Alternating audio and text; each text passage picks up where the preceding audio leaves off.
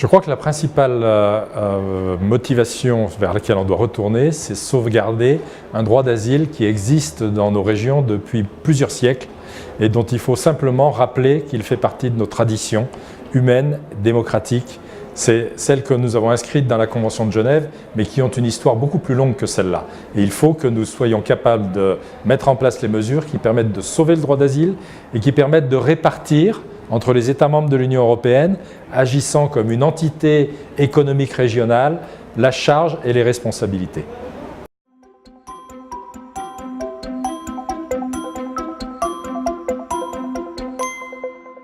Nous avons fait beaucoup de propositions dans ce rapport et je voudrais en retenir principalement 3.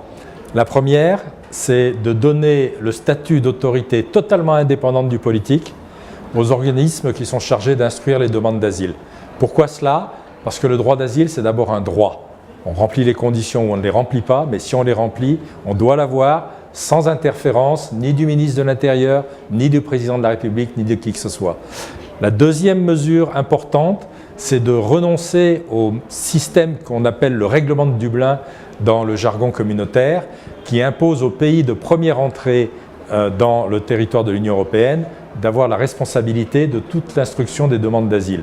C'est totalement injuste, c'est inefficace, ça génère de la clandestinité. Il faut laisser le demandeur d'asile choisir le pays dans lequel il a envie de demander l'asile et ensuite peut-être, si un pays est trop surchargé, prévoir des mécanismes de solidarité comme je l'ai dit.